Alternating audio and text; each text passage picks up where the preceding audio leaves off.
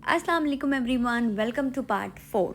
जो लोग मुझे जानते हैं उन्हें पता होगा मुझे ट्रैवल बिल्कुल नहीं पसंद है। जी हाँ, आप सोचेंगे तब भी ये लड़की इतना घूम रही है। अल्हम्दुलिल्लाह मेरे हस्बैंड को घूमना बहुत पसंद है।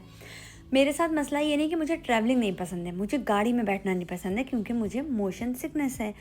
हर वक्त मुझे वॉमिटिंग बैग कैरी करना पड़ता है। तो हम लोगों ने किया मुन्नार को टाटा बाय बाय। 8 घंटे का बस का सफ़र किया। मैंने अपनी लाइफ में पहली बार बस में 8 घंटे सफ़र किया। फिर 8 घंटे के लंबे सफ़र के बाद हम लोग पहुंच गए भूल भुलैया के सेट पे। जी मैं मजाक नहीं कर रही हूँ, ये भूल भुलैया का सेट ही था। और ऐसा फील हो रहा था कि पीछे से एक मंजुलिका आके कब हाथ रखेगी और मुझ में चिमट जाएगी। आई तो मैं यहाँ अकेली थी पर मैं जाऊँगी दो होके। खैर जोक्स अपार्ट, ये यहाँ का भी होटल का अच्छा एक्सपीरियंस रहा क्योंकि हर जगह मतलब एक अलग चीज़ें देखने को मिल रही थी। ये कम से कम 120 साल पुरानी प्रॉपर्टी बताई जा रही थी जहाँ पे हर चीज़ एंटीक थी। उसे आगे आप देख ही लोगे। और मैं कहीं जाऊँ और मैं सारी चीज़ों की खोज भी ना करूँ तो ऐसा हो ही नहीं सकता। अब तो ऐसा हो गया है कि होटल कैसा है इससे मतलब नहीं होता है, पूल है कि नहीं ये पहला सवाल होता है। क्योंकि पूल में एंजॉय करने में इतना मज़ा आता है, पूरी थकन उतर जाती है। सो ये था नेक्स्ट मॉर्निंग का व्यू, बहुत ही खूबसूरत। और ऐसा लग रहा था ना कि नानी दादी के घर में हम लोग आए हैं गांव में और वहाँ पे आंगन में एंजॉय कर रहे हैं। तो बहुत अच्छी फीलिंग थी। यहाँ पे हर एक चीज़ बहुत ही ज़्यादा क्लासी थी और बहुत ही ज़्यादा पुराना वाइब दे रहा था। यहाँ का स्टाफ बहुत अच्छा था, बहुत ही डिसेंसी थी सबके अंदर। सबका यहाँ पे केरल में मैंने देखा है स्माइल करके बात करते हैं। ये चीज़ मुझे वहाँ से सीखनी चाहिए। बाकी आप ये देख रहे हो, हर एक चीज़ बहुत ही अच्छे से ऑर्गेनाइज थी और मतलब आपको एक ये होटल वाली वाइब नहीं दे रही थी। ऐसा लगता पुश्तैनी हवेली है वो हमारी। और ऐसा लग रहा था जहाँ मैंने दो ताली बजाई, दासी हमारे वस्त्र का आयोजन किया जाए। और दासी एक बड़े से सोने के, थोड़ा ज़्यादा हो गया, चांदी के, ये भी ज़्यादा हो गया, पीतल के, उसमें थाल में कपड़े वपड़े लेकर आ रही होगी फूलों से सजा के। वाह।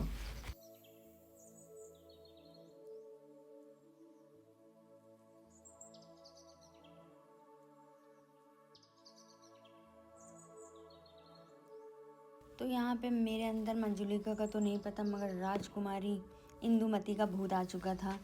यहाँ पे मैं अपने आप को राजकुमारी समझ रही थी।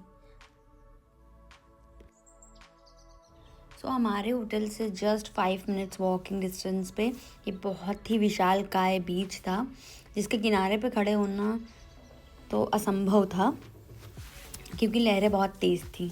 तो प्रो बनने के चक्कर में हाथ से हो जाते, इसीलिए सब मैंने सोचा दूर से ही वीडियो बनाना ज़्यादा अच्छा है।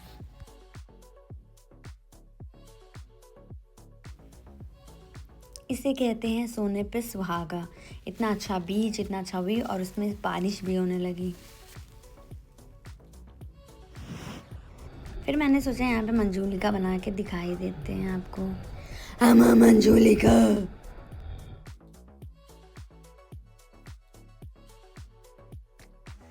फिर हम लोग खाना तो खा चुके थे, थोड़ा बहुत जो स्नैक्स खाना था वो खाया और निकल पड़े लोकल मार्केट के लिए।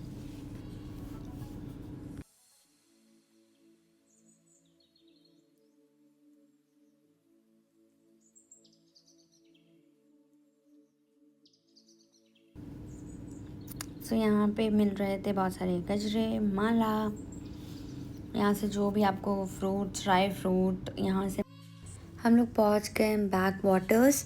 आपको यहाँ पे हाउस बोट अगर लेनी है तो आप लोग नाइट स्टे के लिए भी बुक कर सकते हो। 3 आवर्स 5 आवर्स ऐसे उनका होता है। हम लोग ने 3 आवर्स के लिए बुक किए था बिकॉज हमारे पास उतना ही टाइम था। बट एक इम्पॉर्टेंट नोट, अगर आप जा रहे हो तो प्लीज़ अपने साथ स्नैक्स, खाने पीने का आइटम अच्छे से भर के ले जाओ। 3 घंटे में हम लोगों को कुछ भी नहीं मिला था। जो थोड़ा बहुत हम लोग ले गए थे, हम लोगों को लगा वहाँ पे मिलेगा बट कोई भी जॉब नहीं थी। सो इसलिए ध्यान से अच्छे से खाना पीना लेके जाना। बट बारिश लगातार हो रही थी तो हम लोगों ने बहुत सारा इन्जॉय किया।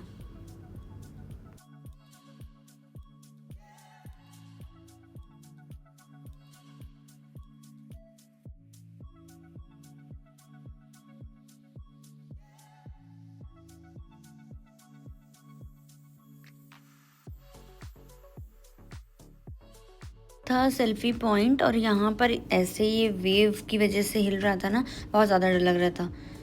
टू बी वेरी ऑनेस्ट, मुझे बैक वाटर्स के लिए ज़रा भी एक्साइटमेंट नहीं थी। मुझे क्या था कि बस नाव में बैठो और घूमो बस। बट भाई साहब, विशालकाय नाव पे बैठकर ऐसे समुंदर के बीचों बीच के दूर दूर तक बस पानी पानी, तभी भी हमारा दिल नहीं भरा और हम लोग आ गए वापस पूल में भी पानी पानी करने के लिए। यहाँ पे हम लोगों ने बहुत ज़्यादा इन्जॉय किया। यहाँ पे मैंने चैलेंज लिया कि मैं पूल में डायरेक्ट जंप कर सकती हूँ, बट मैं चैलेंज हार गई, मुझे इतना डर लग रहा था। फिर से हम लोग बीच में गए शाम के टाइम।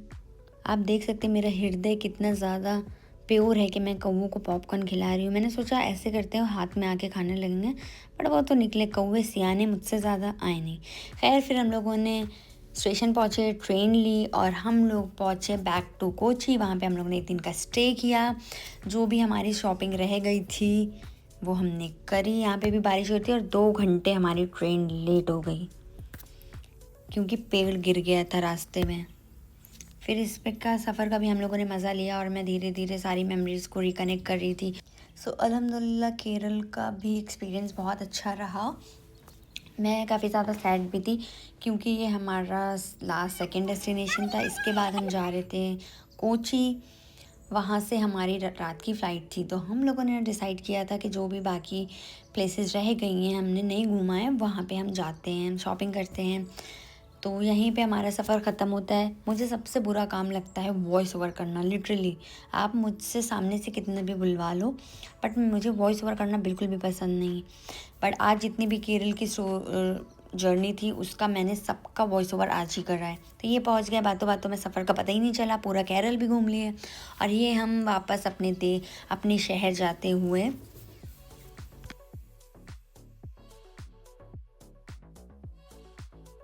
सो हमारे पास था लाउंज एक्सेस। सो यहाँ पे काफ़ी आइटम्स थे। मैंने खाना तो मुझे वैसे भी चिड़िया के बराबर ही है, तो यहाँ पे मैंने लिया था पनीर चावल खाया। उसके बाद यहाँ पे सैलेड था और खाने में पेस्ट्री थी, अच्छी थी पेस्ट्री, एक ही। फ्री फंड का मैंने ये ध्यान दे लिया, फ्री फंड का समझ के ज़्यादा नहीं उठा लेनी चाहिए। येलो वाली तो मुझे बिल्कुल भी अच्छी नहीं लगी थी, मैंने 2 पीसेस ले ली थी।